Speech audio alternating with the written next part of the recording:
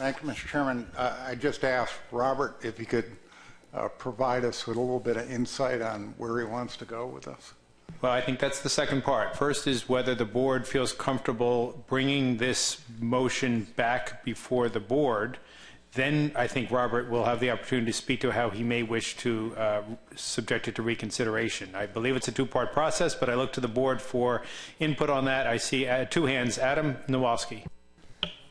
I believe because the original motion also included the 2 bullet points and they were packaged together, I don't think we can just reconsider part of it.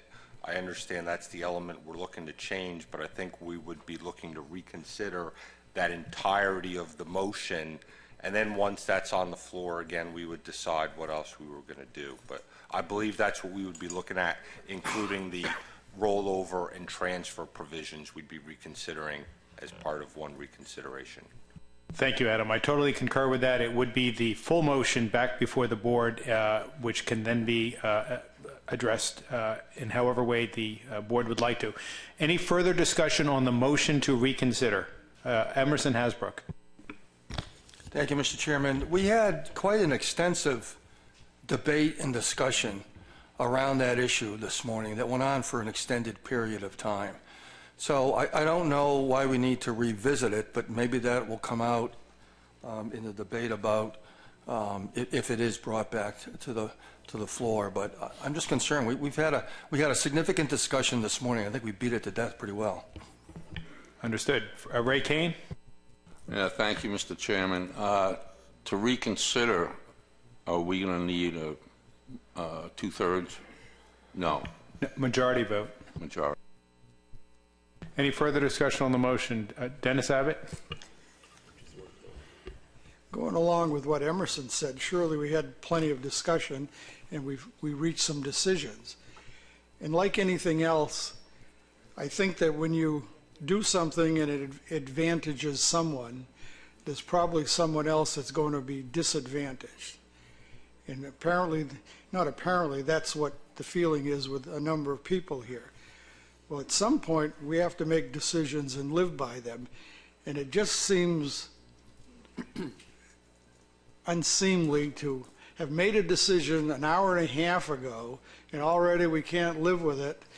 With due respect to Mr. Boyles, who I know is trying to do the right thing, and as Robert does a lot, he tries to make sure that everybody leaves the table happy. But again, it's not going to happen. There's always displeasure with our decisions, and we surely spent enough time this morning making a tough decision. I think that we should not reconsider and move along with our agenda.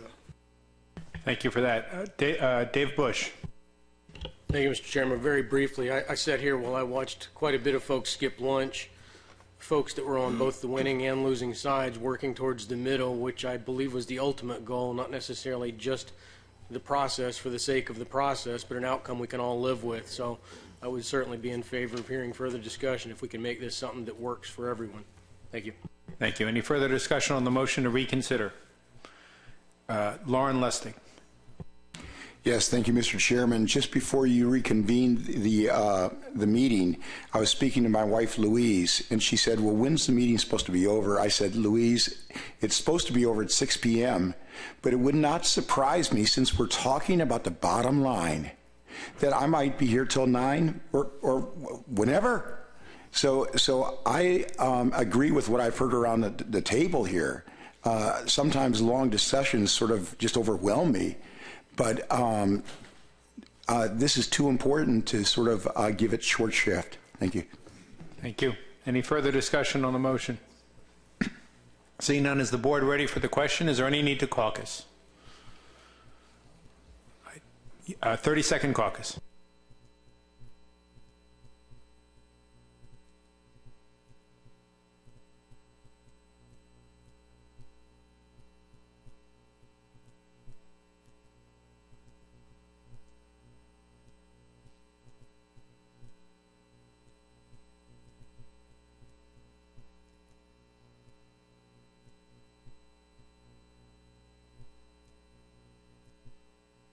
Okay, I'm going to call the question.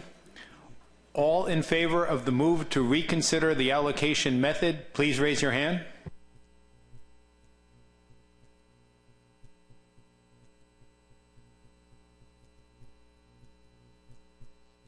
Thank you. Those opposed, please raise your hand.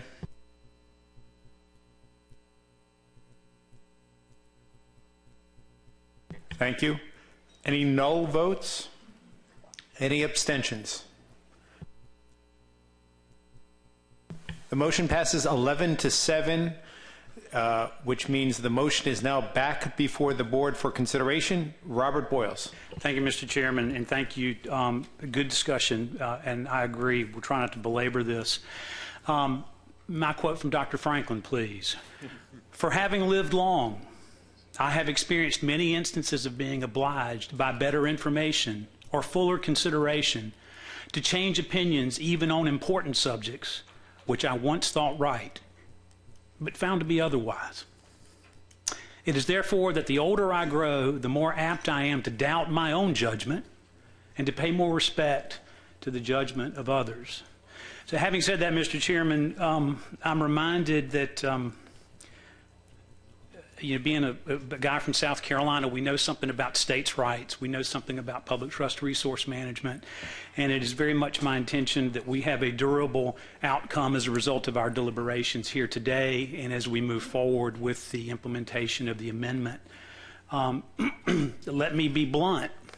I think it's important that we all have something that we can live with, that we can go home with and say we've done our level best to be good stewards of our resources, good stewards of the trust that is given to us by our constituents, and in fact, good stewards of the authority under which we are operating. I'm concerned with my seatmate here, Dr. Rhodes's comment referencing the Hippocratic Oath earlier, that we might have jumped a little too quick earlier today, and clearly there are very, very difficult issues associated with allocation. I have a substitute motion, or excuse me, a new motion I would like to make that is up on the board. And if the board would indulge me in it, I will read it. And I think you will find that this is fairness and equity are in the eye of the beholder. I think it's important that we do our level best to bring everyone along, that we don't lose sight of the prize here. And I think, Mr. Chairman, when I was sitting in your seat, I suggested to the board that this was a great big allocation amendment. The first order question is how much do we leave in the water? I spoke to that issue yesterday. I won't revisit that in terms of reference points, but I think it's important for the good of the cause. I think it's important for the commitment that the states made in 1942 when we were a little distracted with global events, that there is more to be gained by cooperating and remaining committed to one another than by going it alone. And so it's within that spirit that I offer this motion. I would move to select allocation method option C, a jurisdictional allocation with a fixed minimum, with a 0.5% fixed minimum, and the allocation time frame 2009 to 2011. I would also move that we include incidental catch and small-scale fisheries option B, modified to include purse seines smaller than 150 fathoms long by 8 fathom deep would be considered small-scale gear, and episodic events option A with a 1% set aside. And if I get a second, I'll explain further. Is there a second to the motion? Seconded by Dave Bush. So moved and seconded to move this sort of three-part motion. And before I go to the board for questions, Robert, I would ask you, with regard to the motion that this is intended to replace, the motion that it would replace addressed transfers and rollovers, I believe. What is your intent with regard to those issues with this new motion? With the intent of transfers, my intent, quite frankly, Mr. Chairman, as a state with no landings history, with no fishery, that we would be prepared to contribute our share to an episodic event, to be able to transfer that perhaps to the episodic events set aside, to bump up that number, to take into account the interest of those brethren along the northern coast. Also, that would be available for transfer to other jurisdictions that may have overages. So if I might, just to make it clear, is your intent to modify at all the prior decision made by the board with regard to allowing for transfers but not allowing for rollovers? I believe those were the two key aspects of the prior motion. Yes, sir, Mr. Chairman. Thank you for clarifying that. That is my intent. So I guess we might want to think about whether we need to wrap those into this motion or not, and I'll just sort of leave that hanging for a moment to make sure that we've got the full mix before us, because if this is to substitute in full, it looks like staff is already doing that as I speak, so how about that? Is therefore this I'm sorry, did I get ahead of what Max was, I think, doing? There you go. So I think what Max has just done, if I'm not mistaken, I'm doing this on the fly here, is added back in the two provisions from the original motion addressing transfers and rollovers. So this sort of augments this motion now by incorporating those in. Robert, is this consistent with your intent? Yes, sir, Mr. Chairman, and I would give a shout out to staff over lunch. They did provide a table that reflects what the current allocation is on the far right-hand side of the page, and what is contemplated in this motion is in the far left-hand column with the 2009-2011 TAC. I believe that has been distributed, I believe. I believe you're right. And with that, I will open the floor to questions or comments on the motion, starting with Adam Nowalski. I appreciate the comment about a willingness to redistribute some of that unused quota. We had the conversation earlier this morning about the language that's currently in the draft amendment not being explicit in how that redistribution would occur. So with this motion, how do you propose to move forward with that redistribution? How would it actually occur? I think staff is prepared to address it, unless, Robert, you want to jump in. All right, Megan?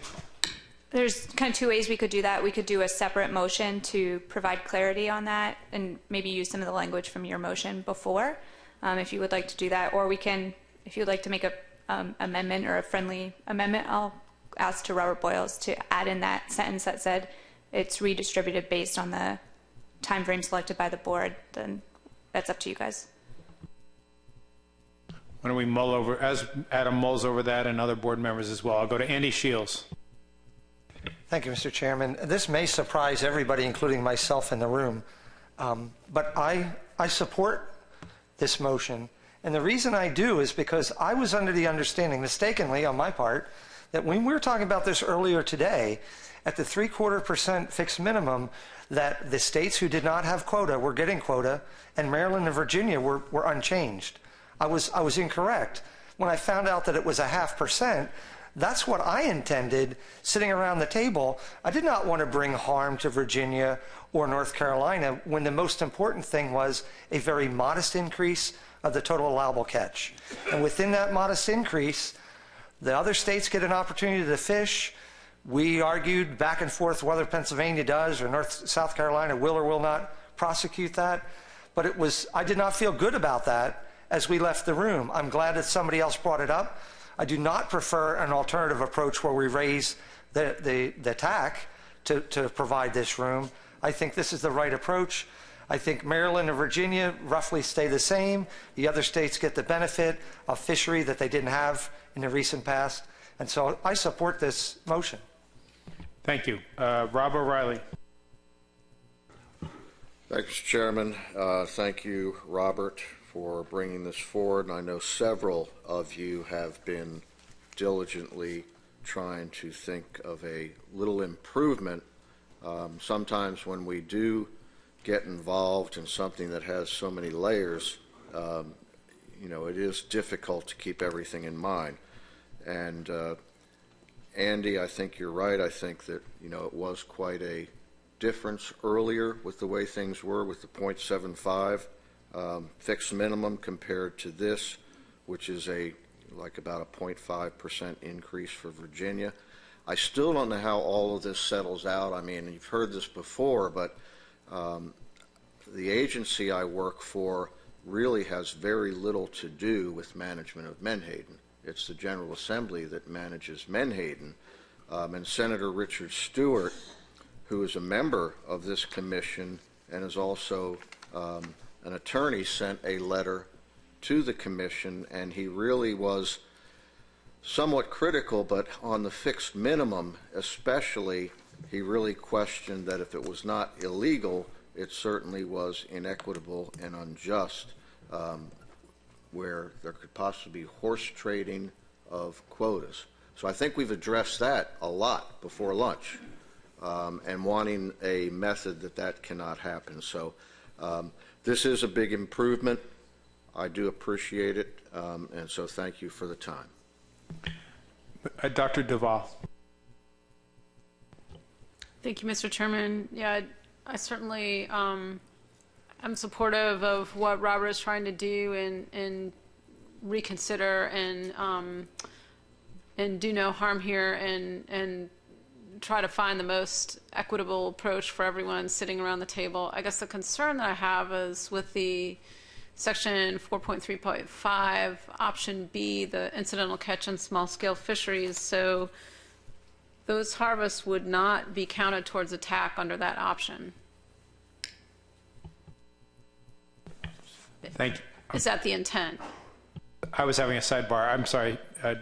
If you could restate the question, or maybe if somebody else is ready to answer it, I missed it. I'm sorry. So the motion on the board under Section 4.3.5, incidental catch and small-scale fisheries, Option B, that under that option, incidental catch does not count towards the TAC.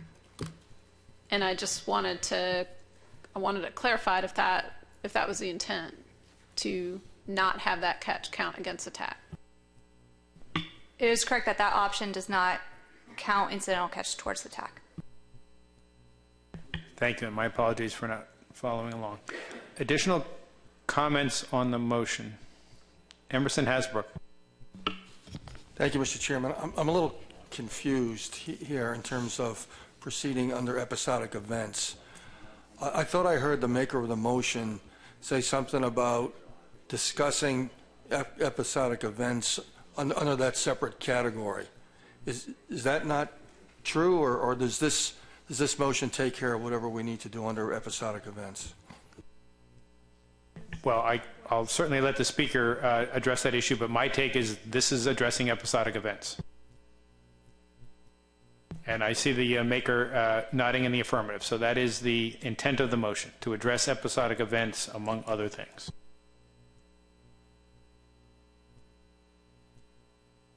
Additional discussion? Russ Allen. Thank you, Mr. Chairman. I'm not totally enthralled with this motion, but I see that there's a lot of work behind it to get it to where it needs to be. I'm having a hard time supporting it, but I'm as Rob said, real pleased that we're all working together on this to try to make it work for everyone. We're already made half our constituents ticked off when we were doing certain things on this, and this will probably tick off the rest of them. But I think this may end up being the best way forward, because I don't have a solution after this. Thank you. Yes, John Clark. Thank you, Mr. Chair. I'm just a little concerned about the allocation method here. Once again, we're allocating a large amount of quota to states that have not fished it, will not fish it. Just seems very inefficient. I think there's got to be better ways, and I thought I heard some discussed earlier that we could use rather than going with this fixed minimum.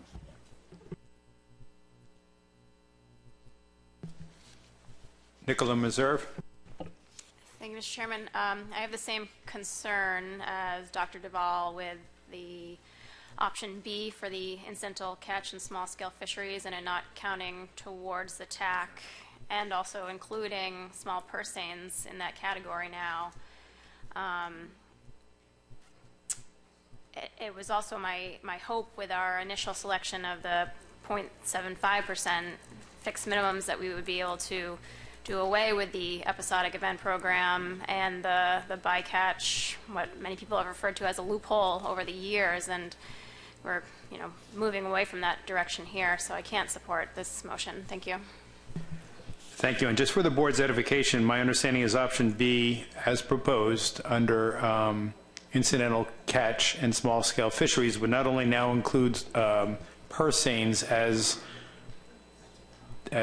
characterized, but would also include trawls, which was an issue brought up by the advisory panel. So I just want to make sure the board's clear on that those would be gear types that would be allowed to fish, and that those landings in total would not be counted against the TAC, just to make sure we're all on the same page on this.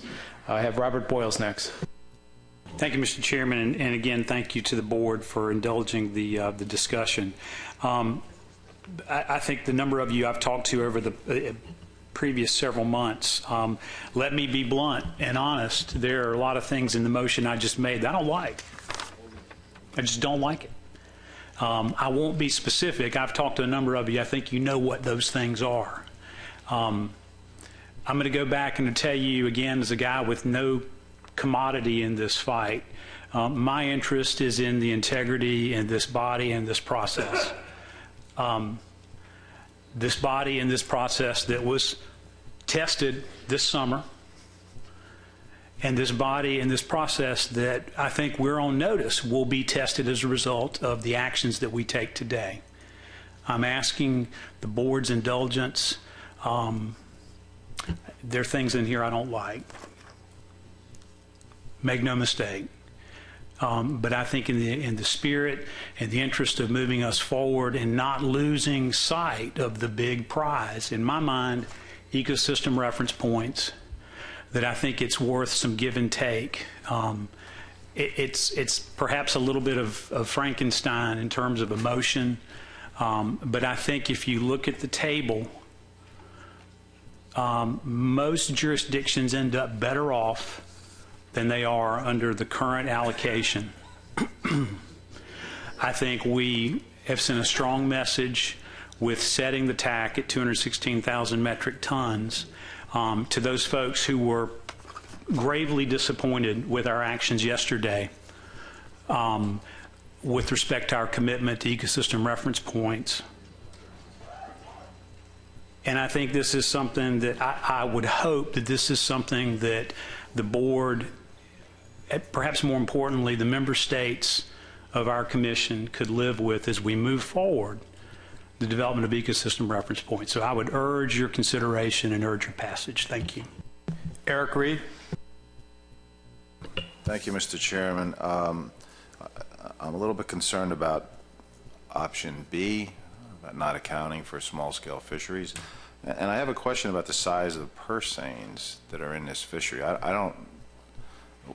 We don't have a lot of purse seining in Rhode Island, but I know you do in Maine, and there is in Massachusetts as well. Would a purse seine of this size fall into, I mean, how many purse seiners do you have that use a net smaller than 150 by 8? And I'm also concerned about episodic event being only 1% if we go to a 0.5% fixed minimum. So I guess my real question is about how much purse seine gear would fit into this category of not being considered in it or accounted for. Maybe somebody else could answer that. I was just going to say who might be best able to address that, and I see Pat Keller, his hand up. Pat? So the purse seines that are used in our fisheries right now are vastly larger than what is here. So this would put a cap on the upper end size of a purse seine that would be able to be used.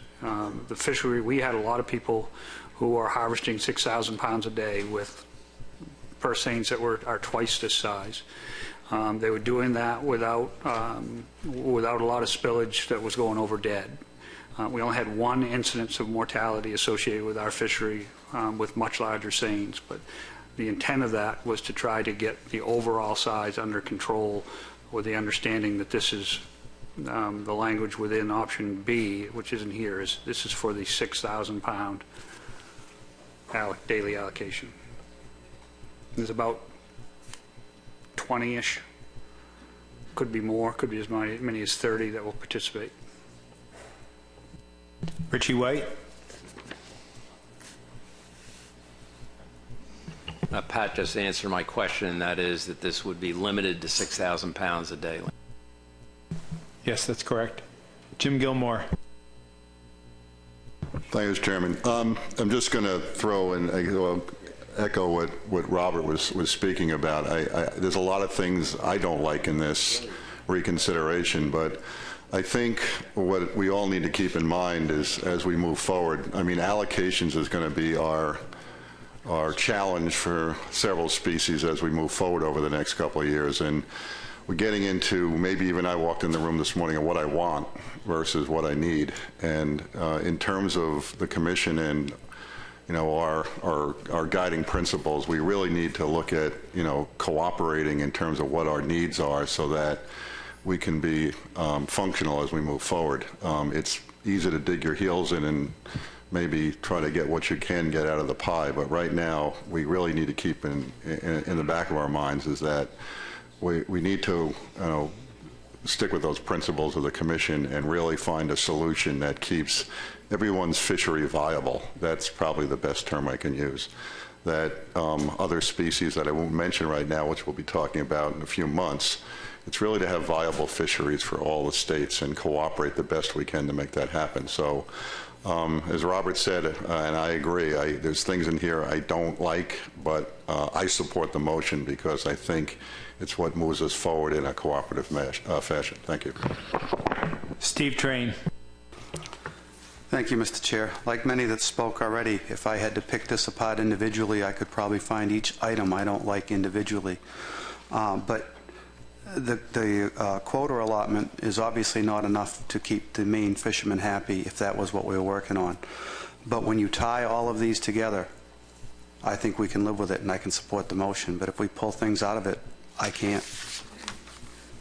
Emerson Hasbrook. Pass, Mr. Chairman. Pat Kelleher. Anyone else on the board who would like to address the motion? David Borden. Thank you, Mr. Chairman. I have, although I appreciate Robert's attempt here, I have problems with any portion of the landings not counting towards the quota. I think that sends the wrong message. I would have no problems if that were characterized as a soft cap, but I think there has to be a cap. The other thing that I've been personally struggling here, and I think the board's been struggling with, is, I mean, if you look at the fishery performance, and you can pick almost any timeline here recently, we have a whole group of states that really haven't had any performance in their jurisdictions, and this is one of the flaws with the state minimum. In other words, we're allocating fish to states that have not had any type of performance. Now, much to his credit, Robert has been talking about foregoing his share of the allocation. And I don't know how we get there, but I think we need to have a dialogue with the states that don't have any history of performance in fishery, and somehow if we can get more jurisdictions to do exactly what Robert offered up, I think that's kind of the way forward. That would free up allocation to fix some of these issues. And as I said, I don't know how to do that. If we had more time to do it, we could have a focused discussion individually or collectively on how to get there. We've done that on other species. Black sea bass, a long time ago, we had that type of discussion, and it was a negotiation.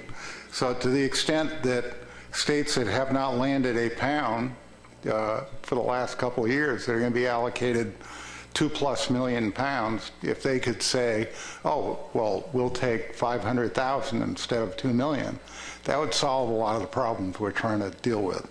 So I don't know how to generate that dialogue or whether we have the time to generate that dialogue, but that I think is the way out of this box. Thank you. Allison Colden. I'll pass, Mr. Chair. Thank you. Tom Foti. since Dave brought up black sea bass and how we got around that, is because New Jersey gave up 20% of its quota. Now, when Bruce Friedman got back to New Jersey, there was not a lot of happy people there because it was an arbitrary decision he made at the time, but that made the deal work then. I don't see anybody sitting around this table wanting to give up 20% of their quota to help out and try to make everybody happy. But that's how we got the black sea bass, by New Jersey stepping up to the table and giving up 20% of its quota. Spud Woodward. Just to get it on the record in response to what Dave Borden said, the state of Georgia has no interest in prosecuting fisheries on its share of whatever we end up getting through these deliberations. So I think if it will help the deliberations, you can certainly consider that our 2.6 million pounds is going to go wherever it can do the most good to help this situation. And since I'm retiring at the end of December, I can make those kind of promises, Tom.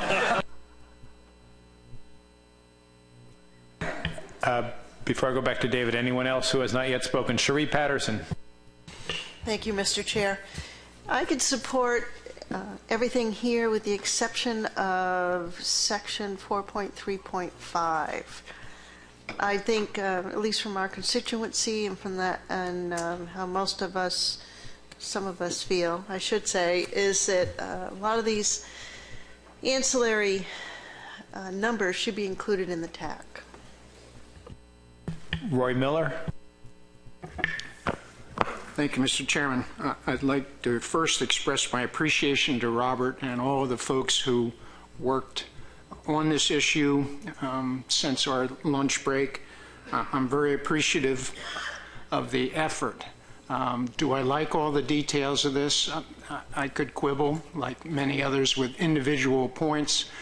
I agree with Cherie. All catch, including incidental catch and small-scale fisheries, I feel should go towards the quota. But in general, I'm in favor of this, and I'm appreciative of the effort. Thank you. Marty Gary. Thanks, Mr. Chairman, and appreciate all the discussion and hard work that everybody put into coming to this this motion on the table now. Just a quick comment about Section 435. I won't speak for Maryland, but they probably have similar sentiment. It's essential for PRFC. We have a small-scale fishery. We typically hit our quota late summer into early autumn, and we're very reliant on that bycatch to continue us through the season. We work really hard on our accountability. We have triple-level daily reporting submitted weekly, not monthly. When we hit 70%, we have a mandatory call-in for our 20-pound netters, and then when we hit the 90% threshold, we then switch over to bycatch. So we've really put in a lot of hard work with our harvesters and our staff and make sure the accountability is there. I just want to make sure you all know that that's really, really important to us. We need that there. Thank you. David Borden. Thank you, Mr. Chairman. I'd just like to go back again and compliment Spud and Robert for their willingness to try to strike a bargain here by enhancing it. And I guess my suggestion would be to kind of break the mold here is to take like a 2 or 3 minute caucus, ask the states that basically do not have significant fisheries talk among themselves and see whether or not there are other jurisdictions who would be willing to give up some portion of their allocation. And my suggestion would be anything that's given up would either be redistributed or go into section 4.3.6. So we'll take that into consideration after I get Dave Blazer, who's next up, and then we'll try to figure out where we want to go from here. Thank you, Mr. Chairman, and really what Marty said about the incidental catch, that is extremely important to our fishermen in the state of Maryland. And I do want to remind everybody that in the management plan there is language in there, I won't read it verbatim, but basically that it's tracked. And if there are it becomes too much of a problem, it's too impactful, that either that gear or trip reductions or other management measures can be taken as we follow that and learn that. So there is some safety built in to that incidental catch for the small scale fisheries. Thank you, Mr. Chairman. And by the way, I'm supportive of this motion, even though it's not perfect for our situation, but again, I applaud the folks that helped put this together, and I'll be supporting it, so thank you. Dave Blazer. Dave, it's getting late. Dave Bush. Thank you, Mr. Chairman. Although Mr. Blazer probably would like the opportunity to go again, I guess, but I don't know if it would be appropriate or not. We offered the opportunity, or you did, Mr. Chairman, earlier for the public, one or two, to weigh in on it, the original motion, and now this is a whole new grab bag, and those are the folks that we're trying to take care of. I don't know if maybe at your discretion, maybe a comment or two to see if this might be more livable. Thank you. It's a tough call, but I do feel that by and large this motion reflects provisions that are in the amendment and have already been subject to public comment, and I'm reluctant to open the door to additional comment because I don't see this as being significantly different from what the options were as set forth in the amendment.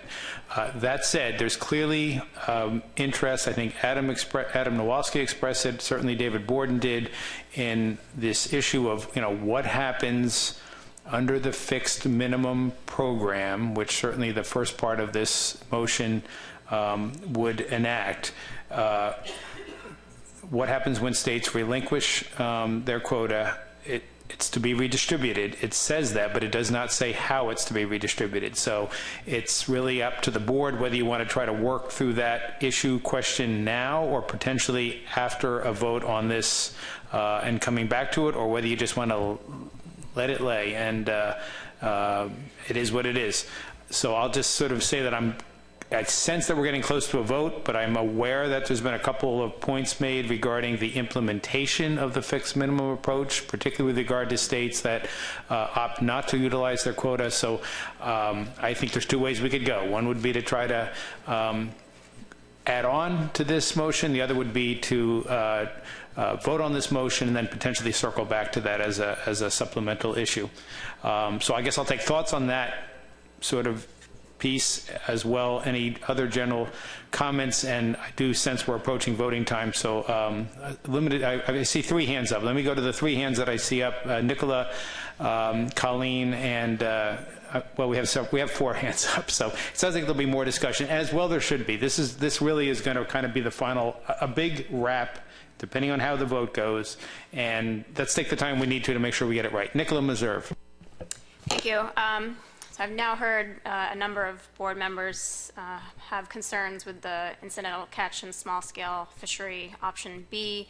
There is also option D in the document, which does provide the same 6,000-pound trip limit per day or 12,000 pounds for the two permitted individuals on a vessel for the small-scale gears and the non-directed gears, but those landings count towards the TAC, and there's the 2% set aside. So my question is actually for the maker of the motion as to why, if there was a rationale for selecting option B over option D for the incidental catch, which would count the bycatch landings towards the TAC. Robert? It's offered in the form of an effort to build consensus. Thank you. Colleen Giannitti. Hi, yeah, I'm generally in support of the motion. I have the same concerns about section 4.3.5, and because the incidental catch and the small scale comes in after a jurisdiction's quota is met, I'm just trying to wrap my head around what that magnitude is given the increase in allocations with a fixed 5% minimum.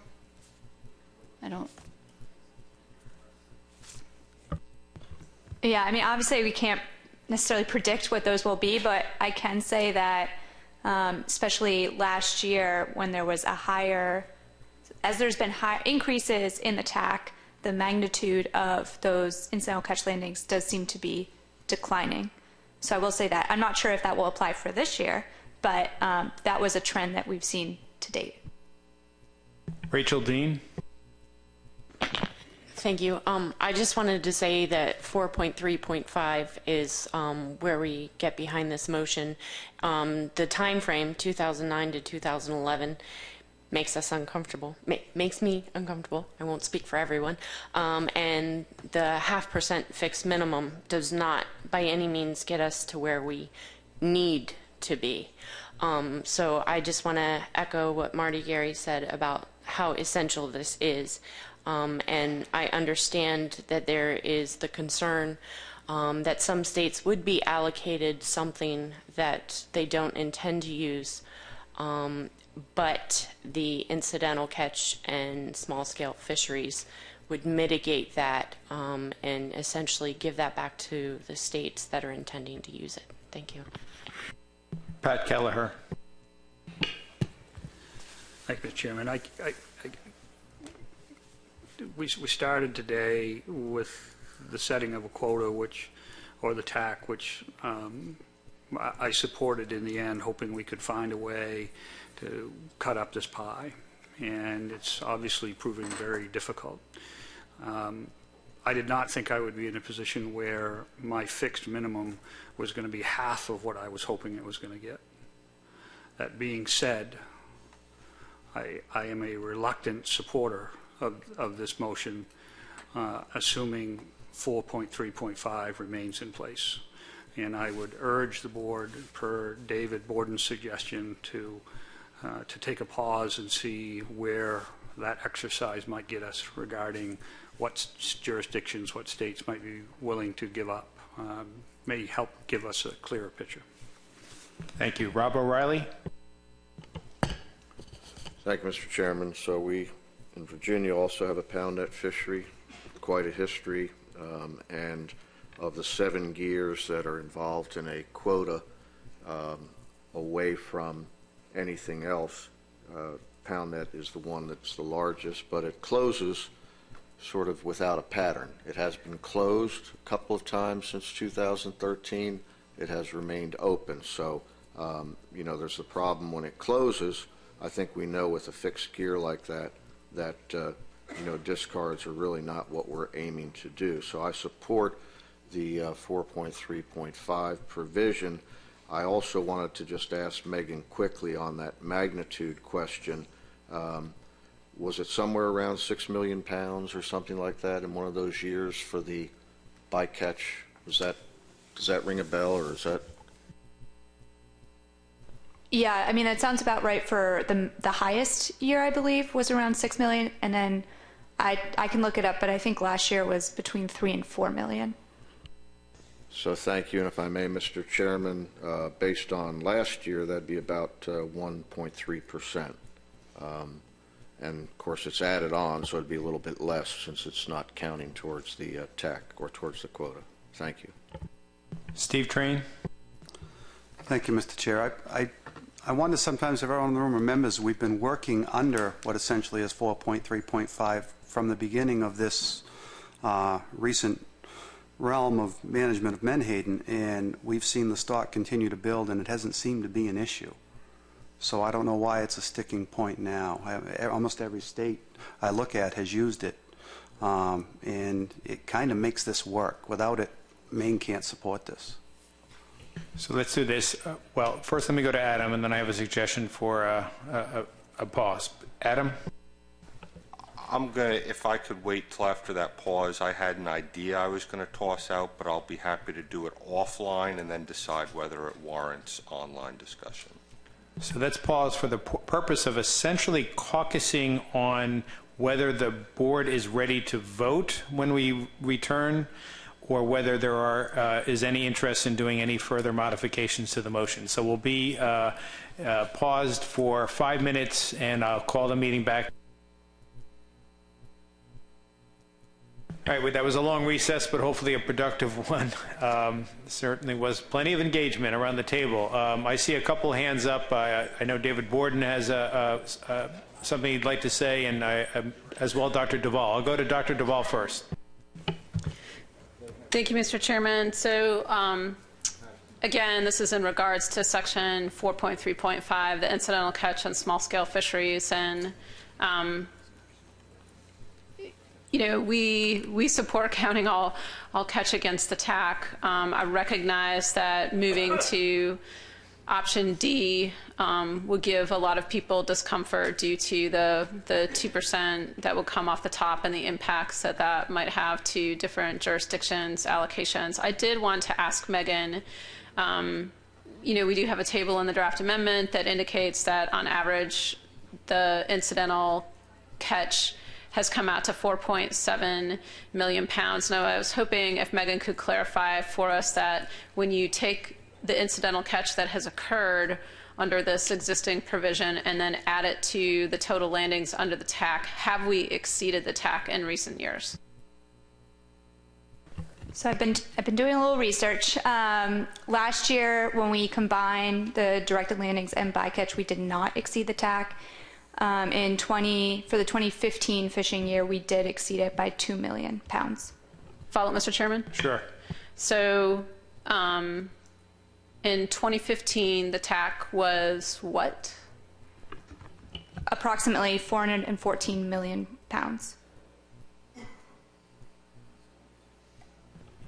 Okay. Thank you. I might have one more question. Let me go to David Borden next.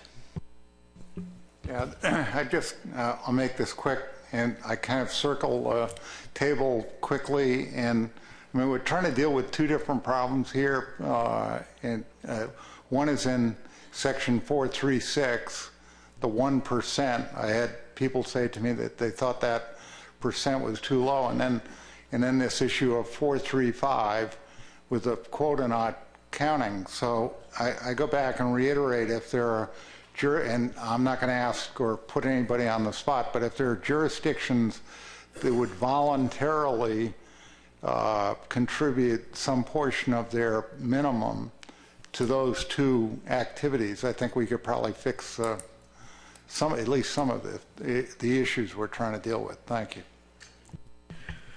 Okay, additional comments, if any, or is the board ready for the question? Looks like the board is ready for the question, and I'm going to take the long recess we just had as the caucus opportunity. So without further ado, I will call the question and ask all in favor of this motion, please raise your hand. Mr. Chairman? Yes? Prior to that, I'd like to request a roll call vote. We shall do that. And I'll look to Megan, and we'll go south to north. U.S. Fish and Wildlife. Abstain. NOAA Fisheries. Abstain. Florida. Yes. Georgia. Yes. South Carolina. Yes. North Carolina. Yes. Virginia. No. Potomac River Fisheries Commission. Yes. Maryland. Yes. Delaware. Yes. Pennsylvania. Yes. New Jersey. No. New York. Yes. Connecticut. Yes. Rhode Island. No. Massachusetts. No. New Hampshire. Yes. Maine. Yes.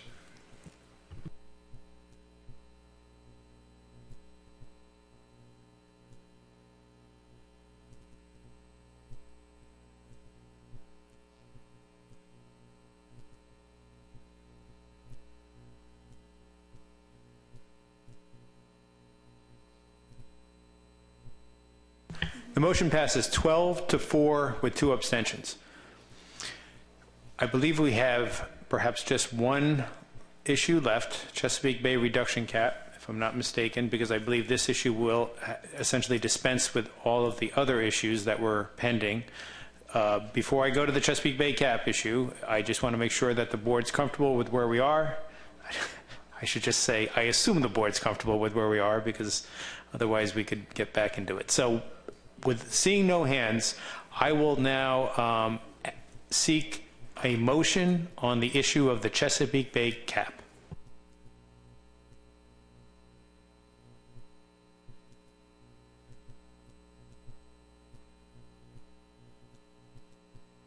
And maybe to fill this awkward gap, I'll ask Megan to review the option, and we'll see if that might help spur some interest. So for the Chesapeake Bay cap, there are 3 options. the board can maintain the cap at the 87,216 metric tons, reduce the cap to 51,000 metric tons, or remove the cap, which means that there's no restrictions on the reduction fishery in the Chesapeake Bay. And then there are also sub-options which ask whether a portion of unused cap can be rolled over to the next year. Right now we do have a rollover provision. It's about 10,000 metric tons. I'll look that up for you guys. But right now we do allow a portion of that to roll over. So with that, is there anyone on the board who would like to make a motion? Rob O'Reilly. Thank you, Mr. Chairman, and I'll make a motion for status quo for the Chesapeake Bay reduction fishery cap to be maintained at 87,216 metric tons, and I'll have some explanation if I get a second. Is there a second to that motion? Seconded by Adam Nowalski. Moved and seconded. Rob, the floor is yours. So I understand those who have talked to me over the last few weeks and talked about support for lowering this cap to 51,000 metric tons. I'm not sure they have all the information, but there are a few pieces of pertinent information. The first is that everyone knows that the reduction fishery has not been achieving the cap by quite a bit over the last, I would say, 5 years. The other pertinent piece of information is while we lowered everything in terms of the fishery opportunities and quotas for 2013 starting in that season, we also lowered the cap from 109,000 plus metric tons is where it was starting in 2006.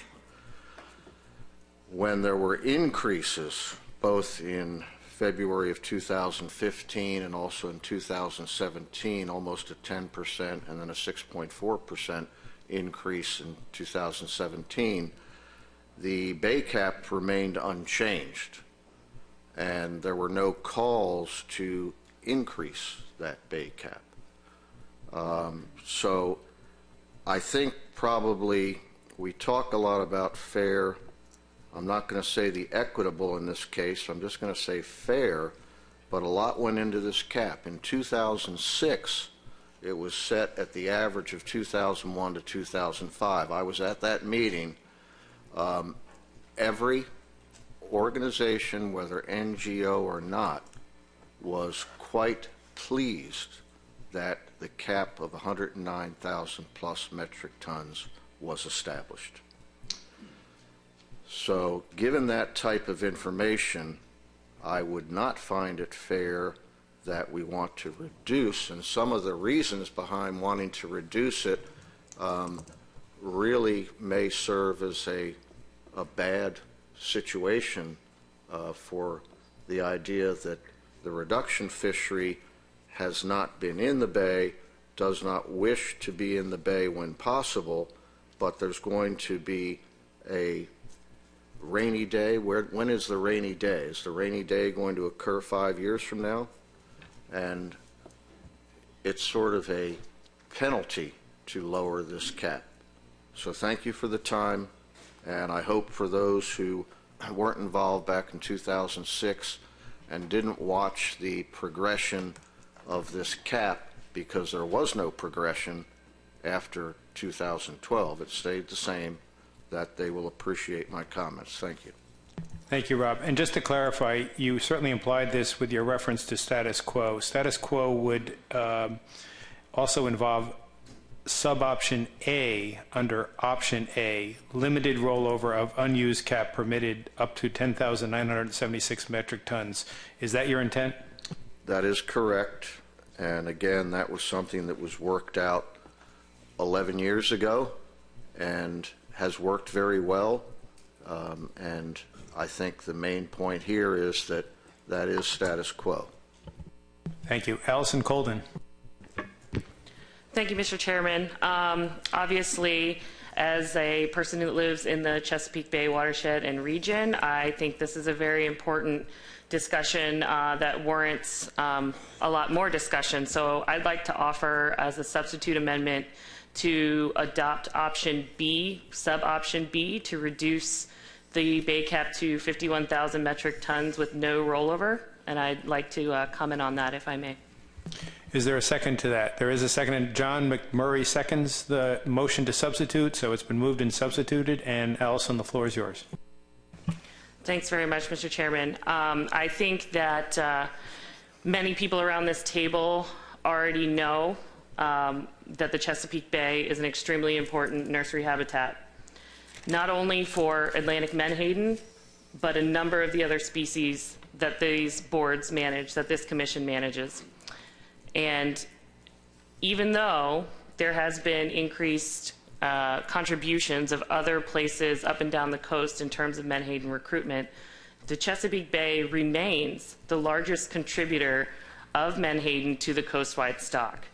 And it's because of this contribution, as well as the contribution of other organisms like particularly striped bass from the Chesapeake Bay, that this issue concerns not just the Bay States, but obviously every state that's sitting around this table. I also like to point out that we haven't been seeing the same types of recovery that's been seen in New England, and that's not entirely shocking for anyone who's followed the work of Andre Buheister and his colleagues, who noted that there are some climatic patterns that seem to correlate well with the recruitment of menhaden, and particularly that those patterns are negatively impact Chesapeake Bay when they positively impact New England. So as long as we're continuing to see menhaden growing in New England, that would imply that we would continue to see this low level of recruitment and low levels of menhaden within Chesapeake Bay. So I would encourage this body at this point in time to really err on the side of the ecosystem, as we all said that we are committed to, and remember all of the other species coming out of the bay and that the Chesapeake Bay menhaden populations are supporting when we are considering this issue. Thank you. Thank you. John McMurray. Thank you, Mr. Chairman. So setting the cap at 51,000 metric tons is essentially the status quo, as that's what they're catching now. Industry has consistently underperformed the cap. I'd also note that if the entire cap were landed where it's set now, that's about 100 million additional pounds taken out of what I consider to be a very small area. And that would most certainly have an impact on menhaden in that region, and certainly the predators that eat them. Richie White. Thank you, Mr. Chairman. I have a question for Rob. I've heard that a lot of the concern on not lowering the cap is that the new owners of Omega have other uses for menhaden than are presently being used, and which might prompt the harvesting of smaller fish. Can you comment on this, and can you, if you know, is there any commitment that the company will continue to harvest the fish size that they have been harvesting? And my understanding is that is why they're not catching their cap, because that size fish is not available in the bay. Rob.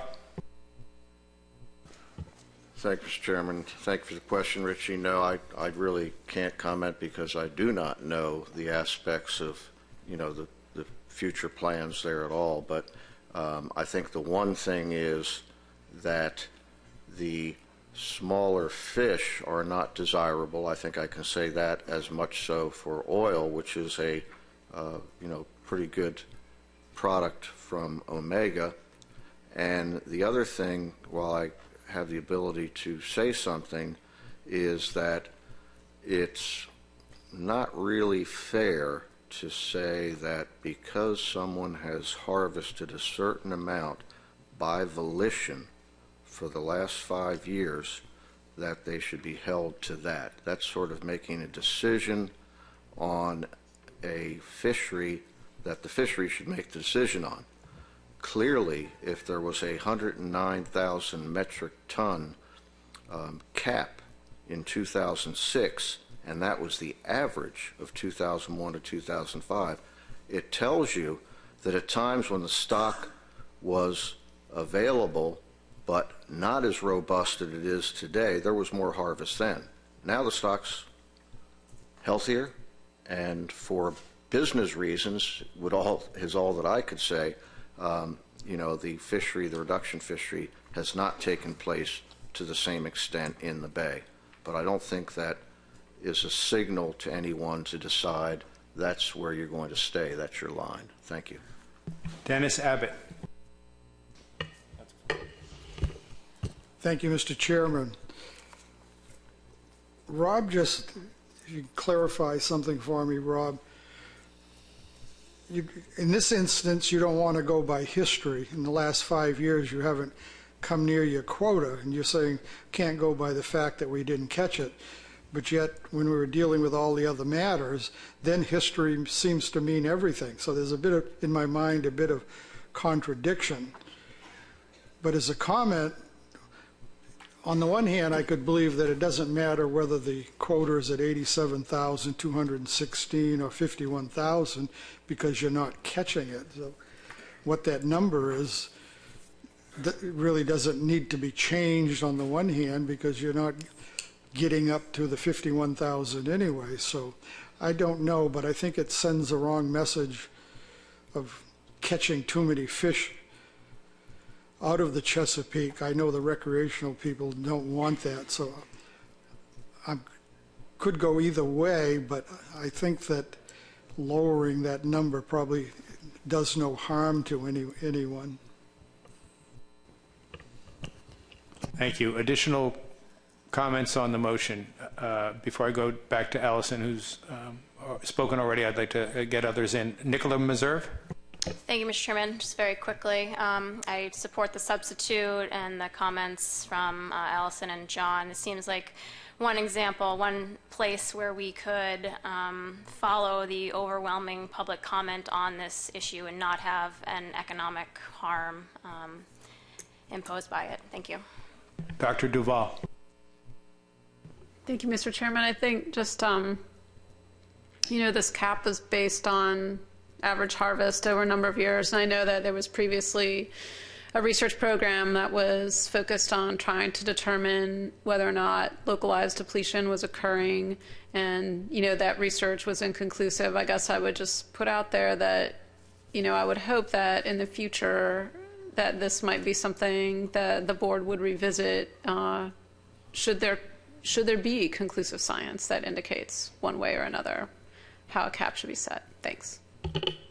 Thank you. Back to who I now realize should be addressed as Dr. Colden. My apologies. I now see that I've been off for only the past 10 hours on improperly addressing you. So, Dr. Colden, back to you. Thank you, Mr. Chair. That's no problem. I just wanted to make one comment in response to Rob's comment about fairness and equity. At the current under status quo, there is the possibility, there is the capacity to harvest 97,000 metric tons from Chesapeake Bay, almost half of the entire coastwide TAC that we've been discussing all afternoon. And so I don't know whether the recreational anglers of Virginia and Maryland would consider that equitable, but I think I know the answer to that question. In terms of a business decision, it's obvious that if the business decision has been made to harvest at a specific level within the bay over the past 5 years, that this is not a business decision that is negatively impacting the bottom line, or else that decision would not have been made. So, you know, I think this reflects the past 5 years' landings from the bay. It's simply updating the window, the way that the cap was originally put in place. We're simply updating to the last 5 years and making it similar to the way the cap was first implemented when it was first put in place. So I hope folks will consider those comments when they are considering this. Thanks. Thank you. Any additional comments on the motion? Rob O'Reilly. Very briefly, I think the main issue is that this is a coastwide stock, and there's no scientific basis to indicate that the Chesapeake Bay has suffered from any localized depletion. I certainly understand those who hold to that concept only because, you know, they think of the Chesapeake Bay as differently than the coastal area, but it's not. And so it's a unit stock, coastwide stock. Science has not shown anything else. I think that that's important, and I think for that reason there was an option here to remove the cap as well, which hasn't been talked about. And you know, I think that is where maybe some would get some comfort by knowing a cap is there, but once you have that comfort, I don't think you need to go any further. Thank you. Thank you. Any further comments on the motion to substitute? Seeing none, is the board ready for the question? If so, does the board need time to caucus? I'll assume there might be at least some time needed, so let's make it a 30-second caucus.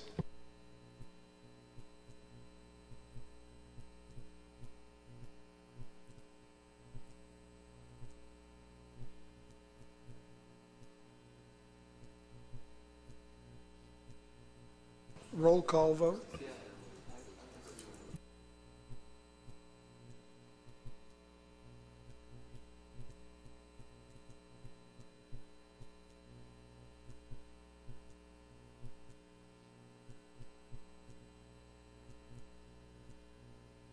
There's been a request for a roll call, so I'll have Megan call the roll, moving north to south. Maine. Yes. New Hampshire. Yes. Massachusetts. Yes. Rhode Island. Yes. Connecticut. Yes. New York. Yes. New Jersey. No. Pennsylvania. Yes. Delaware. Yes. Maryland. Yes. Potomac River. Yes. Virginia. No. North Carolina. Yes. South Carolina. Yes. Georgia. Yes. Florida. Yes. NOAA Fisheries. Abstain. And Fish and Wildlife. Abstain.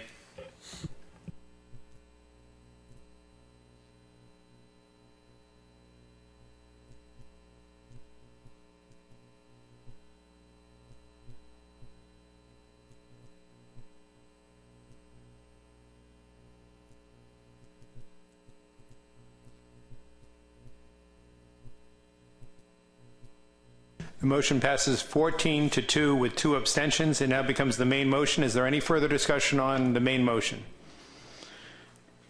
Seeing none, is the board ready to vote? If so, do we need a roll call vote? Hearing no request. All in favor of the... Yes, there is a roll call vote on this now as the main motion, so we'll call the vote again. Same order. Maine. Yes. New Hampshire. Yes. Massachusetts. Yes. Rhode Island. Yes. Connecticut. Yes.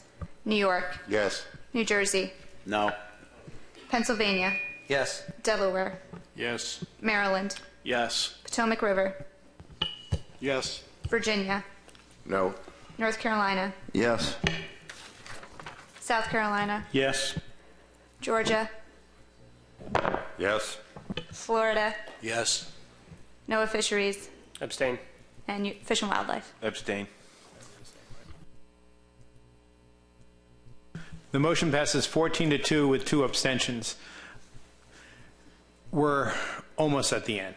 And I am not a glutton for punishment, but I have been advised by staff that left hanging is the issue of what will happen in terms of the administration of any quota allocated to a state under our fixed minimum program that a state opts not to utilize. It's left vague in the document, and there are, I think, 2 ways to handle this. One is to get into it right now and decide how best to administer that reallocation of unused quota.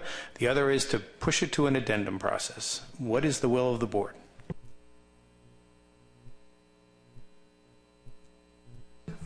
does anyone not get the point or understand why we're bringing this up? And I think I'm bringing it up because staff has advised. But Tony, do you have I'm sorry, Bob.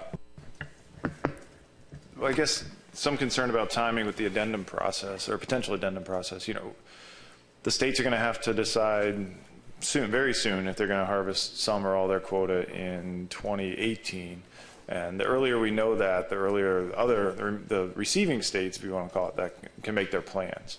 And you know, the assumption is Virginia may be one of the receiving states, and keep in mind that Menhaden is managed through the Virginia State Legislature rather than through VMRC, and the legislative session begins at the beginning of the calendar year. So the more Virginia knows, I think, at the beginning of the year, the more information they have to work with going into the legislative session. So if there's an easy way to do it right now, it would be a lot better. And easy and now is probably an oxymoron, but you know, I think anything we can do to help staff understand how we're supposed to divvy up the relinquished fish would help a lot of folks out, I think. Thank you for that advice. With that advice, any suggestions from the board? Pat Kelleher? I move we have a caffeine break. No, Mr. Chairman, I think we need some language. We have, no, do you have some language there, Megan? There it is. Mr. Chairman, I would move that states must declare any relinquished quota by December 31st of the previous year.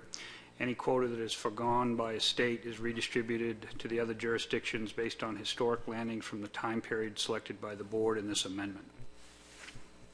Is there a second to that motion? Seconded by David Borden. Pat Kelleher, do you want to speak more to it?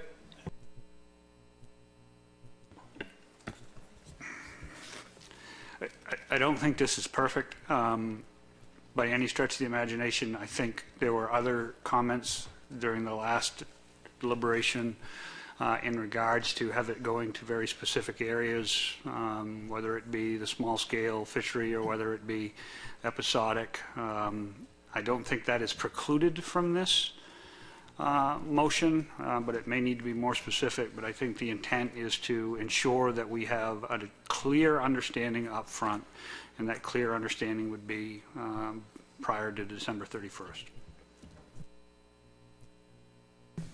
Thank you. David Borden? Thank you, Mr. Chairman. I seconded it for discussion purposes. I guess my question to Bob is December 31st adequate in order to do what you want to do here, or should we back it up to like November 1st or some date in November? Mr. Chairman? Please, I'm sorry. Thank you. Well, it might be a better question for Rob O'Reilly. I don't know exactly when they have to have their legislative packages, you know, squared away to go into their legislative process. But, you know, the end of the year may be really tight for them. You're right, David. So I don't know if mid-December is right or what it may be. But Rob may have a better sense of their legislative timing. Rob, did you want to? Yes, I'm sorry. So I think December 1 would be better. I think that's a good suggestion. I think December 1 would be, it's going to be a little bit difficult the first time around to, you know, go through this. I understand that, but that would give time for the General Assembly session in Virginia. Which is 2 weeks from today, more or less. Pat Kelleher? I would accept that as a friendly if... Is there any objection to amending the motion to change December 31 to December 1? Seeing none, the motion is amended, and we're continuing our discussion on it. Dr. Rhodes? Well, I had one other friendly amendment because I've been hearing concerns about the 1% episodic event set aside. So would it be appropriate to put in here any quota that is foregone by a state covers the 1% episodic event set aside, and the remainder is redistributed. So that way no one has to worry about losing any of their 100% quota. My take is those are two very different approaches. One goes right down the list of allocations allocation percentages for the 2009-2011 period and redistributes accordingly. The other would do something different. Your approach would do something different. So I don't see how that could be a friendly. It would have to be in the form of a substitute. Adam Nowalski? Would there be any merit to specifying that the receiving states be states that did not relinquish quota? Because I don't think it would make sense to donate back to states that are already giving something up. So I might suggest consideration here that any quota that is foregone by a state is redistributed to the other jurisdictions that are not relinquishing quota. I'll put that out there for consideration. That could be in the form of a friendly, I think, but first Bob Beal has a point. I guess the way I was reading it, Adam, the notion that any foregone quota will be redistributed to other jurisdictions meant exactly what you said, which is jurisdictions other than the ones that relinquish quota. So that's the way I was reading it, but maybe I was assuming too much. Let me just ask Pat Kelleher, as the maker of the motion, is that your intent? Our executive director did not assume too much. He was, yes, that's for once. So we have that clear on the record now that that is the intent. Nicola Meserve? Question as to the maker of the motion, whether this was intended to provide the flexibility to states to relinquish any amount of the fixed amount, as opposed to what the document currently says about 10,000 pounds for bycatch, or forgo entirely. Pat Kelleher?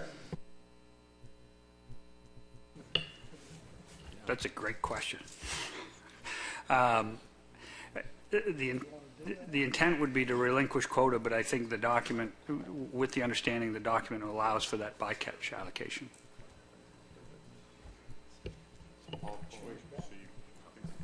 Nicola, does that address your question? I think it's been answered. I guess I would have hoped that the states had more flexibility to give up any amount that they wanted to, as was part of the earlier motion today. Pat Kelleher? I'm not opposed to that. It meets the intent of my original motion earlier in the day. So again, that's on the record as the intent. States have the flexibility to relinquish all or part of their quota. John Clark? Thank you, Mr. Chair. And just kind of a follow-up, there could be a situation where I'm just thinking of in our state, we'd relinquish some of our quota, but it might turn out that in the fishing year of 2018, as we get to the end, there'd be more quota we could relinquish under this. It's only for the previous year. Would there be a way to relinquish quota during the fishing year also? I think the answer to that is via transfer, yes. Further discussion on the motion? Seeing none. Oh, Spud Woodward. Just a question. If this motion were to pass, so it would not, foregone means anything that is not transferred or used. Is that correct? I'm sorry, there's typing going on. I'm trying to follow, but let me see if Megan has a response. So I'll just use a hypothetical. If Georgia wanted to forgo half of their fixed minimum, that half of your marbles would go through this process, and the other half you would still have. And if you want to transfer those, you can do that. Or I could transfer the entire quota to someone by declaring to do that on December 1st, which would leave nothing foregone. Is that correct? Correct. You would claim, you would not opt out of the fixed minimum, so you would have all your marbles and you can do with them what you'd like. Well, I'd sure like to have all my marbles. It'll be a first time in life. So, all right. I think I understand this. All right. Thank you. And as we were just having that good exchange, the motion has been perfected, and it now reads, move that states must declare any relinquished quota by December 1st of the previous year. States have the ability to declare how much of their quota to relinquish, any quota that is foregone by a state is redistributed to the other jurisdictions based on historic landings from the time period selected by the board in this amendment. Is there any objection to that perfected language? I see no objection from the board. Tony Kearns? Just a perfection, perhaps instead of saying foregone, we should be consistent and say relinquished. Quota that is relinquished by a state, just to be consistent. That makes very good sense to me. Is there any objection to substituting the word foregone with the word relinquished? Seeing none, we have a even more perfected motion. Is there any more perfection that needs to be done, or any more discussion that needs to take place on this motion? Seeing none, is the board ready to vote on it? If so, do you need time to caucus? Let's just do a 15-second caucus.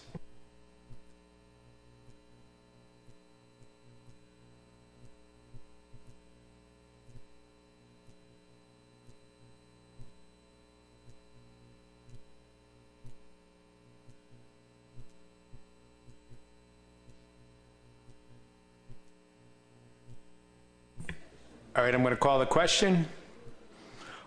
All in favor of the motion, please raise your hand.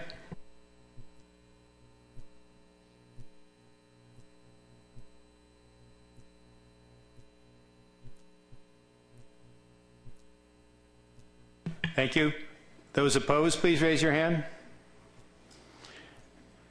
Are there any null votes? Are there any abstention? I'm sorry. Is there any null votes? I see none. Are there any abstentions? And there are 2. The motion passes 16-0 with 2 abstentions. I now believe, if I'm not mistaken, but I may be so because I just see a hand go up. Robert Boyles. Mr. Chairman, I was going to offer a motion to approve the amendment and no, not read. Okay, sorry. See, we have one last issue before that motion, which is moments away, I believe, and that is an implementation date. We do need an implementation date. Megan, if you could just speak to the options, if you will, that the board has for an implementation date. It's really at the discretion of the board. If there are certain time frame constraints, states should probably come up with those now, although my sense from the board is that the intent is to have this implemented for the 2018 fishery. We do need a motion on this. Would anyone like to make a motion regarding the implementation date for this amendment? Tom Foti. Make an implementation date of 2018. Tom, would you want to make that January 1, 2018? Yes. Is there a second to that motion? Seconded by Lauren Lustig. So the motion is to move that states implement the provisions of Amendment 3 by January 1, 2018. Discussion on the motion. John Clark. Yeah, thank you, Mr. Chair. As far as the amendment won't be implemented until January 1st, but Rob needs quota transfer to him by December 1st. Do we have the quota as of the end of this meeting or as of January 1st? I mean, I can certainly work to get out the numbers as soon as I can as to what your guys' quota will be with the different set-asides, and then you guys can make decisions as to whether you would like to relinquish quota or not, if that helps. Right, I just wanted to make sure that, okay, so all the factors are going into effect as of today, and then the plan will be transferring before the plan actually goes into effect. I think that's the intent of what the board is deciding.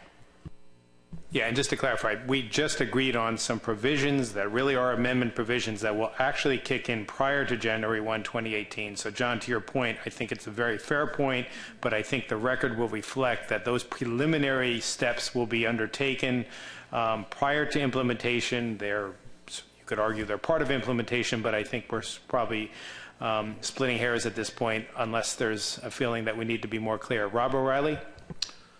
So the commissioner reminds me that the start-up date's a little after January 1 for the General Assembly, but clearly that would be the implementation authority. And, so it's not going to help the situation with the December 1 declarations but January 1 might be a little bit too early to say that's the implementation. And I'm a little surprised. I think there probably are some other states that are going to need a little bit of time to do this as well. I remember in the past we've had to adopt even a May 1, which we don't want to do here, but I guess I'm asking the other states about this January 1 date, and maybe it might be better to put it into February. Any thoughts by other board members on whether January 1, 2018 is a date that they're comfortable with, or whether they wish to adjust? Cherie Patterson. Question, please. Megan, what is the harvest in the month of January? I don't know off the top of my head, but low. Robert Boyles. Mr. Chairman, I would, I'm sorry, you've got a motion. I'm sorry, never mind. Any further discussion on the motion? Nicola Meserve. Just to clarify, our state implementation plans also due January 1, 2008, because page 82 of the document has the option for 2 different dates for implementation plans being due and then programs implemented. Thank you. Megan? Yeah, that's a good point. So one option, taking into consideration what Rob O'Reilly said, is we could do implementation plans due January 1 and then implementation date January 15th or February 1st, whatever works, but that's just one suggestion.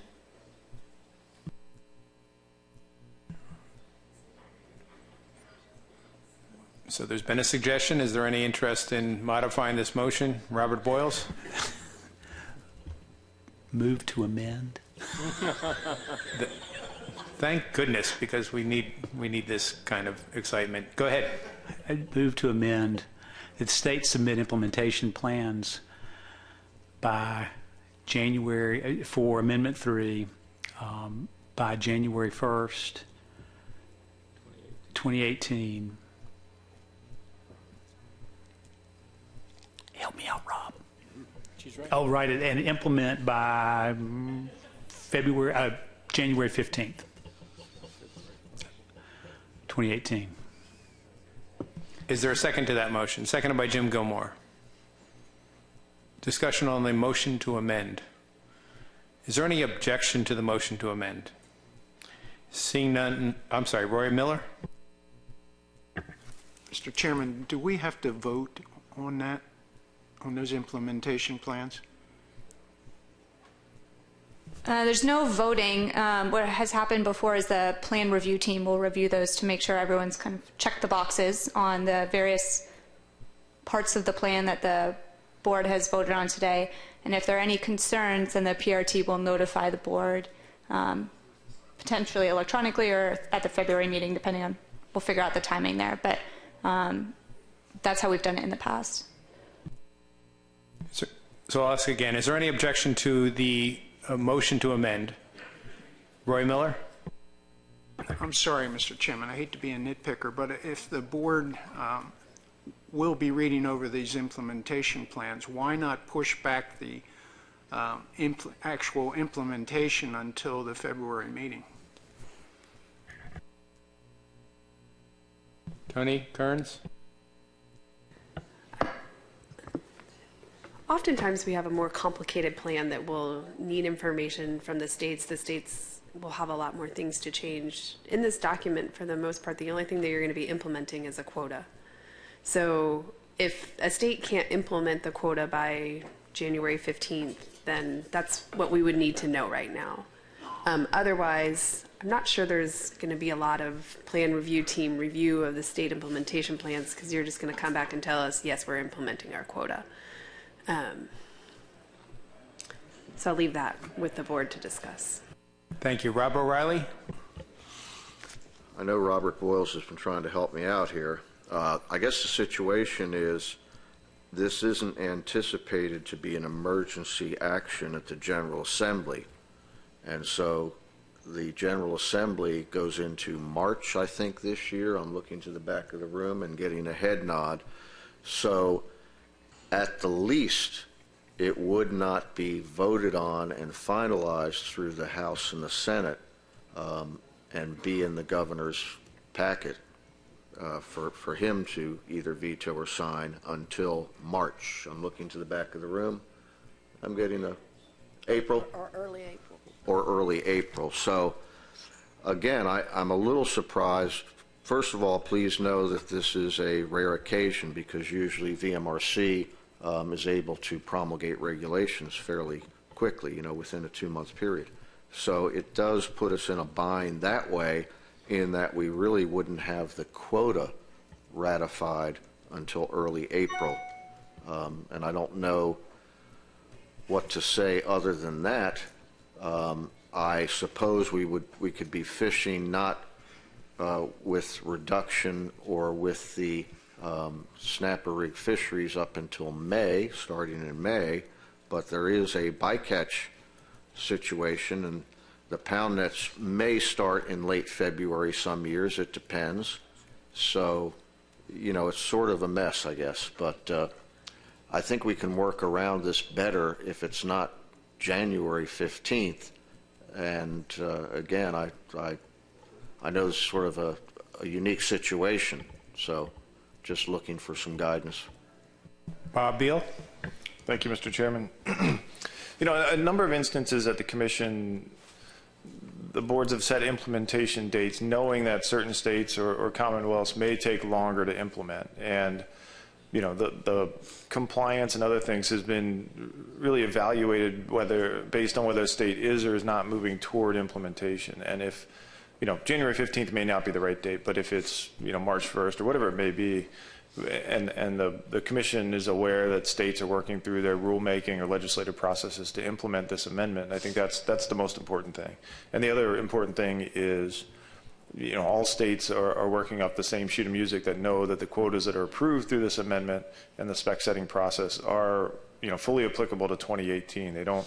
We're not, starting the year with a different quota, and then on the implementation date, we're switching gears to a new quota. These are, the board today has approved the 2018 quotas that the states are going to be evaluated by. So I think the implementation date may not be that critical. It's the states working toward implementation of this that's the most important. So with that, I don't know. We can push, or you guys can consider pushing back January 15th a little bit, but I don't know if we need to set the implementation date at sort of the least common denominator, the slowest legislative process, because some of the other states may need a shorter time frame to sort of motivate them to implement the provisions earlier. Eric Reed, did you have a comment? I have a question. I think maybe Bob answered it, but I just want to be clear. What happens on January 1st as far as going fishing? What are we working off of? Are we working off of no quota? Are we working off of some quota? Do we have a bycatch? What do we got to work with? Bob Beal. My understanding is you'll start with the allocations that are included in Amendment 3 based on the 216,000 metric ton quota that was approved earlier. Yes, Andy Shields. Would it make more sense to substitute the word implement and say no later than and pick a date? Based on what Bob Beal said, that you don't want to go for the fastest or the slowest state, but if it's no later than, then everybody can work up to that date. It's a suggestion. The board can take that to heart, or we can just vote as proposed. I see two hands. Dr. Rhodes? This harkens back to an issue that we often have before the board when we change rules or limits, because South Carolina, all processes are done by the legislature. So Robert frequently is telling the board that we will get this done as quickly as we can. However, it goes through the legislature. Virginia's in the same boat as us.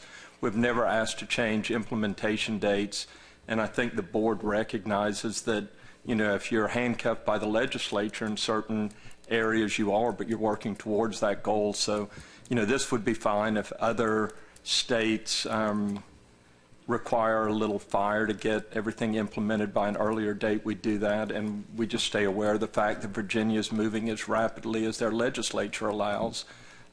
We've been in that boat 100 times, and y'all have all, foreborne us during those times. Thank you. Robert Boyles? Mr. Chairman, I'm sorry. I meant to say April 15th for an implementation date. Did you really? Is that serious? Yes, sir, I did. I'm tired. I'm sorry. Distracted. That's okay. So Sorry. now we have a modified motion to amend to that state submit implementation plans for Amendment 3 by January 1, 2018 and implement by April 15, 2018. Is there any objection to that modification to the amended motion? Seeing none, the motion stands amended, but we're still not yet, we still haven't voted on it yet. Is the board ready to vote, or are there any further questions or discussions on this issue? Seeing none, is there any objection to adopting the motion, the motion to amend? Seeing no objections, the motion to amend is adopted by consent and it becomes the main motion. Is there any further discussion on this now as the main motion? Seeing no hands, is there any objection to adopting this now as the final motion on implementation? Seeing no objections, the motion stands approved by consent.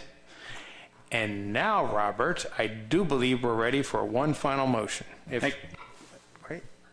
Yes, I'm sorry. Yes, we are. Thank you, Mr. Chairman. I would move that the Atlantic Menhaden Board recommend the Commission the approval of Amendment 3 to the Menhaden Interstate Fishery Management Plan as amended today. Is there a second? Seconded by Jim Estes. Moved by Robert Boyles and seconded by Jim Estes. Is there discussion on this motion? This will be a final action by the board, the final action on Amendment 3. It will be a roll call vote by necessity, and it will end the process of considering Amendment 3.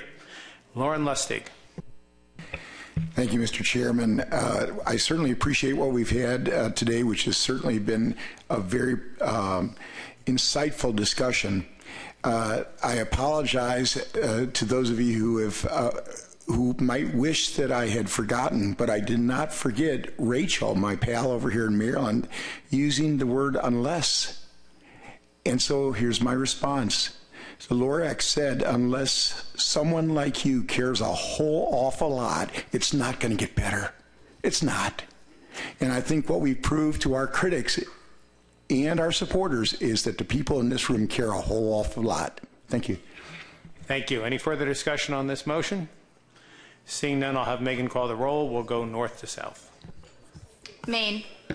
Yes. New Hampshire. Yes. Yes. Massachusetts. Yes. Rhode Island. Yes. Connecticut. Yes. New York. Yes. New Jersey. Yes. Pennsylvania. Yes. Delaware. Yes. Maryland. Yes. Potomac River. Yes. Virginia. No. North Carolina. Yes. South Carolina. Yes. Georgia. Yes. Florida. Yes. NOAA Fisheries. Yes. U.S. Fish and Wildlife. Yes.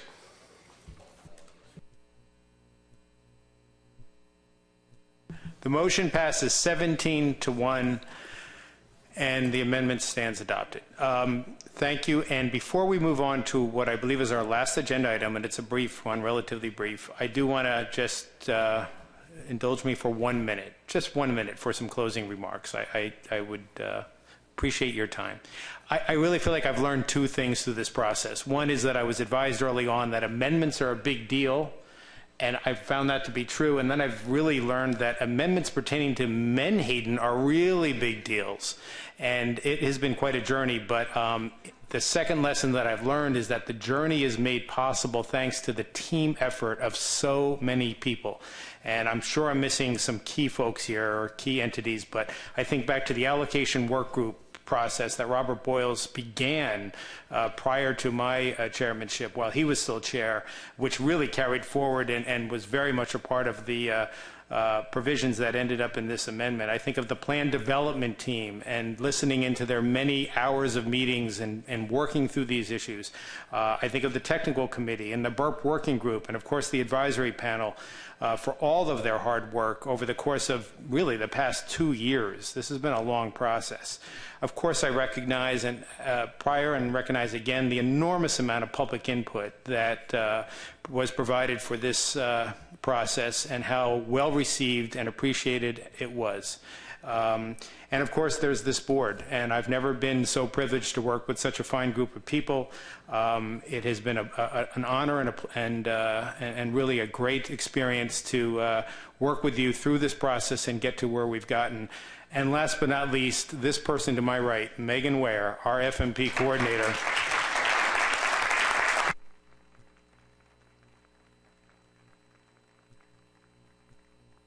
What a champion and what a dear friend and colleague. Thank you so much, Megan, for all of your work. Boy, I'm sure it's going to feel good tomorrow to know that this is actually behind you. And I believe Max might be stepping in, if I've got that right. So welcome, Max. It's a cakewalk, I assure you. And before we do turn to our last item, I just have to note how skilled and talented Russ Allen is, agreeing to serve as vice chair and then also leaving us just at the point where he would have assumed the chairmanship. Well played, Russ. But in all seriousness, thank you. I know we acknowledged and thank you for your contributions to this commission at the last meeting, but certainly let's take this opportunity to thank Russ for all of his contributions to the Menhaden board. Thank you.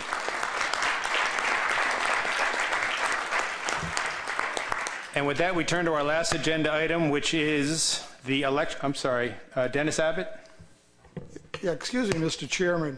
You thanked an awful lot of people, but you didn't thank yourself, which is not appropriate to do.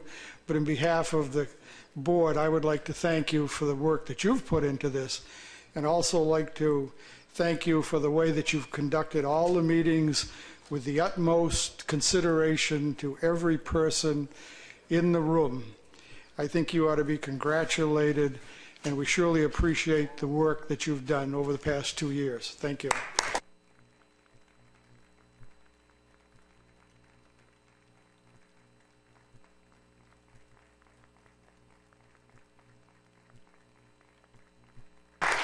Thank you very much. And you're going to want to stand again because I was just reminded that this is Spud Woodward's last meeting. So let's please stand and give a round of applause to our colleague, Spud Woodward.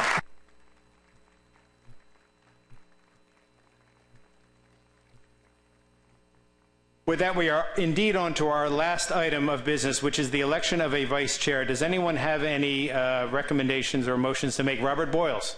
Thank you, Mr. Chairman. I would move that we nominate, select, and elect and sentence Nicola Meserve as vice chair of the Atlantic Menhaden Board, and if I could, just to expedite things, and the nominations be closed. So I guess we need a second. Lauren Lustig seconds that. Nominations are therefore closed. There is no chance, Nicola, that you're getting out of this one. Is there any objection to the motion? Seeing none, congratulations, Nicola, and we look forward to your leadership as a follow to all that's been done by all of the prior board chairs, and welcome and congrats. Big shoes to fill, but I expect nothing but smooth sailing for the next 2 years. With that, I believe the next order of business would be to adjourn, and then there might be a reconvening of the business section. Do I have that correct? So Jim will be doing that. And Jim is already poised and ready to go. So this is going to be a quick transition. So I will hereby adjourn this meeting of the Menhaden Board and turn it over to Jim Gilmore for the business section. Thanks, Bob. Don't anyone leave. We're going to do this in 12 minutes. And it's actually quicker now because Dennis Abbott stole all my thunder for thanking Bob, but I'd just like to add to my voice to that. I think Bob did a terrific job. And there's YouTube videos on how to run ASMFC meetings now that feature Bob. So if you want to see them, he's done a great job. So thanks, Bob. Okay. Business session, we have a few items. And before I just add a couple of words very quickly to I think we made sausage once again. The last couple of days, everybody got something, everybody lost something, and I think that's pretty much our process. We have probably a long way to go, and some people last night I know at the bar felt that they didn't get what they wanted. And trust me, from the commission, from the leadership on down, we are very committed to getting ecosystem-based reference points and moving this forward. So that's not going to be a 10-year process if anybody thinks that. So we will work hard at making this the first plan that has ecosystem-based management. That being said, we'll first go for the approval of the agenda. We only have a couple of items on here. Are there any changes to the agenda? Seeing none, we'll adopt those as by consensus. Secondly, public comment. Wow, the public is stampeding out of the room, so I didn't get any sign-ups, and unless there's any hands up, no public comment. So let's go to first, something you may remember, consider the final approval of the Atlantic Menhaden Amendment final action. I'm assuming we're going to have to do a roll call vote on this since the final action.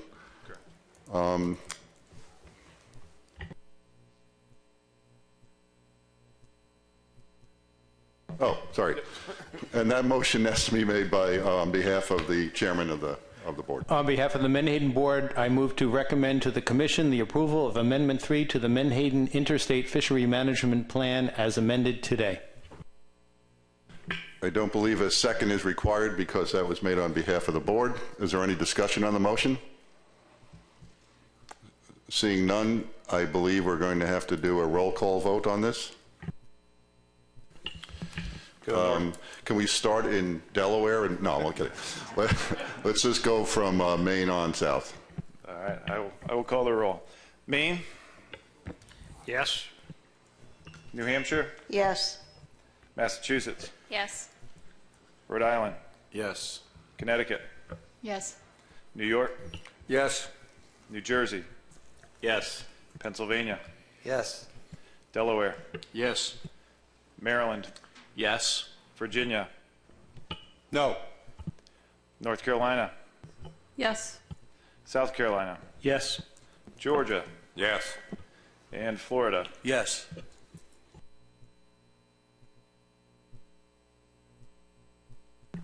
Motion passes 14 in favor, 1 opposition. Our next order of business is to consider final approval of the Cobia Fishery Management Plan, and that's a final action also. So Jim Estes, I believe, is chairman. Jim, if you could give us a motion. Would you like to hear the long story, Mr. Chairman, or would you like me to just read the motion?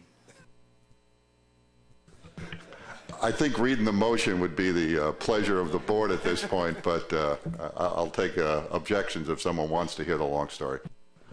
On behalf of the South Atlantic Board, move the Commission approve the Cobia Interstate Fishery Management Plan.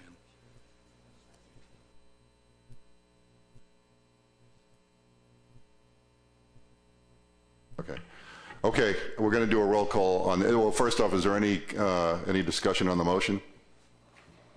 Seeing none, we'll have to take a roll call vote on this. So, Bob, take it away. We'll go from the south to the north. The interested states to the less interested states, maybe. Florida? Yes. Georgia? Yes. South Carolina? Yes. North Carolina? Yes. Virginia? Yes. Maryland? Yes. Delaware? Yes. Pennsylvania? Yes. New Jersey? Yes. New York? Yes. Connecticut? Yes. Rhode Island? Yes. Massachusetts? Yes. New Hampshire? Yes. And Maine? Assuming this includes our allocation, yes. It's unanimous, including Colleen wants to know what a cobia is from the look on her face. So anyway, thank you all for that. So that motion is approved unanimously. Is there any other business to come before the business session? Seeing none, we are adjourned and you are dismissed to go home early. It's only 3:13. Thank you, everyone. We'll see you in February.